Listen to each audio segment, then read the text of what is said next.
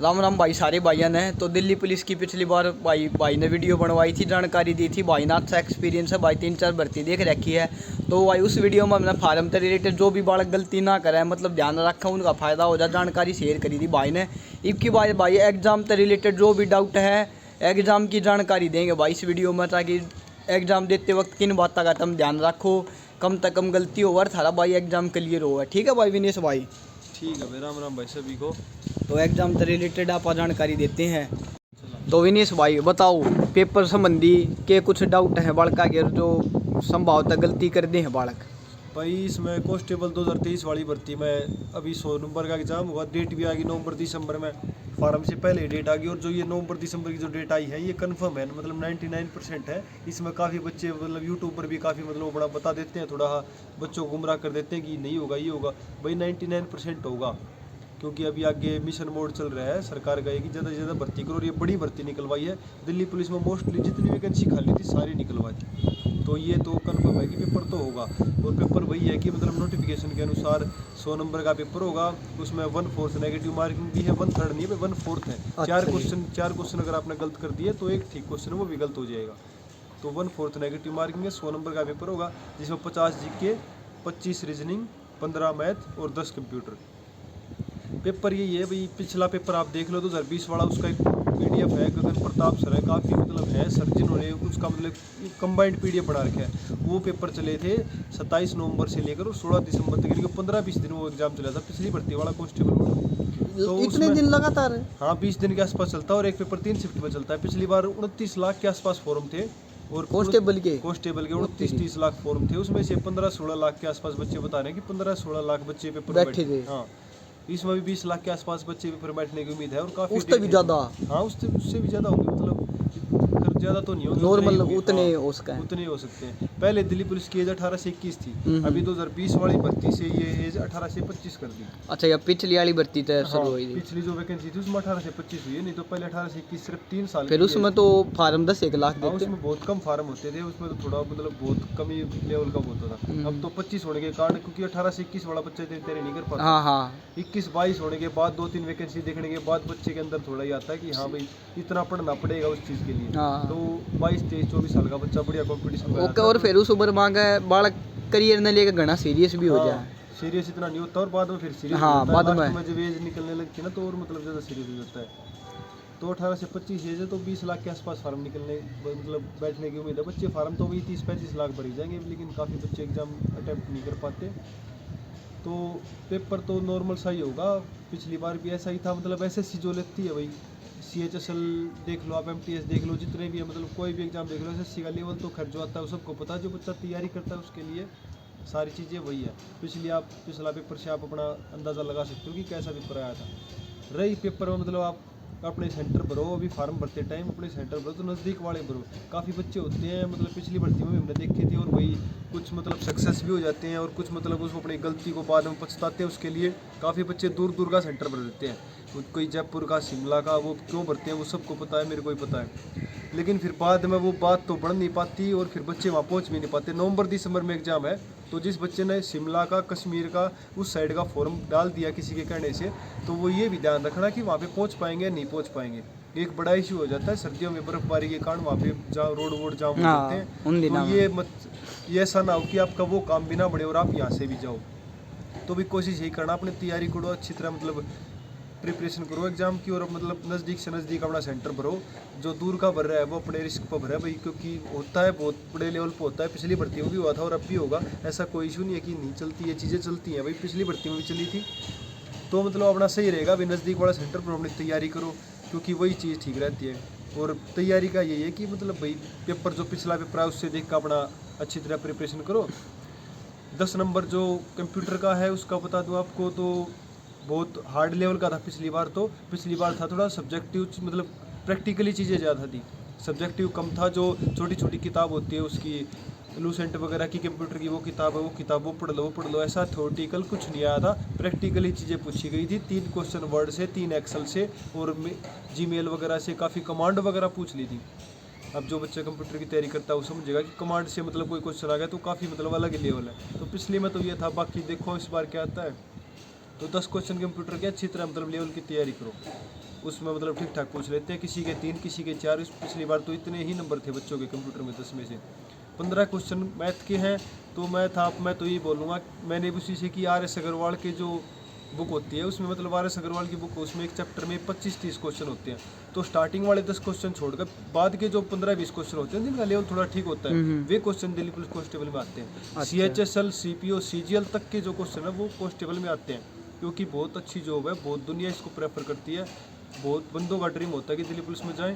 इसलिए मतलब बढ़िया लेवल के क्वेश्चन आते हैं कंप्यूटर के मैथ के 15 क्वेश्चन आते हैं, सही लेवल आता है। कोई ऐसा मतलब होगी बिल्कुल नॉर्मल आगे मतलब भैया मैंने आपको बोल दिया कि RS अग्रवाल तो हर एक चैप्टर के स्टार्टिंग के 5-5 क्वेश्चन कर लिए, उसका थोड़ा बेसिक सीख लिया, नहीं बेसिक भी करो, थोड़ा सा एडवांस भी करो, थोड़े एडवांस क्वेश्चन आते हैं मैथ के। और 25 क्वेश्चन रीजनिंग का तो वही अभी नॉर्मल आ गया, ठीक है भाई, जो SSC का लेवल है भाई प्रीवियस ईयर देख लो, वही आगे। रही जीके की बात, जीके का एक बड़ा रोल है। रीजनिंग की कोई बुक वगैरह नहीं हुई है, पिछले साल वाले तय पढ़ा है, पिछले साल वाले से ही हो जाता है, और मतलब नॉर्मल है, मतलब प्रीवियस ईयर के रीजनिंग का कोई बड़ा वो नहीं होता है, मतलब थोड़े मीडियम लेवल के क्वेश्चन आते हैं और थोड़ा सा मतलब प्रीवियस ईयर से मतलब रिपीटेड से क्वेश्चन आते हैं, ऐसी कोई बड़ी चीज़ नहीं है। हाँ रीजनिंग का कोई चैप्टर है, आज मैं आपको बता दूँ, कैलेंडर और क्लॉक, ये चीज़ें ना पहले थी, पिछली बार भी मतलब 16 वाली भर्ती में तो मैंने देखा बहुत गुमराह किया गया था, 20 वाली में तो थोड़े बच्चे एक्टिव हो गए थे। रीजनिंग में 2 टॉपिक है, कैलेंडर और क्लॉक, बहुत बड़े टॉपिक है, बच्चे काफ़ी टाइम उसी पे लगा देते हैं, जो कि सिलेबस में नहीं है।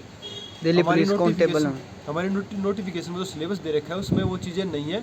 तो मैं बच्चों से भाई रिक्वेस्ट तो क्या करूँगा भाई, एक बोल लूँगा कि मतलब भाई कैलेंडर क्लॉक से 99% क्वेश्चन नहीं आते, ना हमारी नोटिफिकेशन में वो चीज़ दे रखी है सिलेबस में, ना उससे क्वेश्चन आते हैं। नोटिफिकेशन में टॉपिक भी आ रहे हैं, नोटिफिकेशन में टॉपिक दे रखे कि मैथ के टॉपिक, रीजनिंग के, और मतलब हर एक उसके सब्जेक्ट के टॉपिक दे रखे हैं, उससे ही क्वेश्चन आते हैं। ये तो बहुत ईजी करा दी चीज़ों ने, हर एक उसमें आते हैं, बच्चे उन चीज़ों को देखते नहीं, यूट्यूब पर खोजते हैं, फिर कहीं दाएं बाएं देखते हैं, जो बच्चे गुमराह करते हैं। हाँ, जो नोटिफिकेशन उठा के उसमें देखो क्या क्या टॉपिक आए, उनकी प्रिपरेशन करो।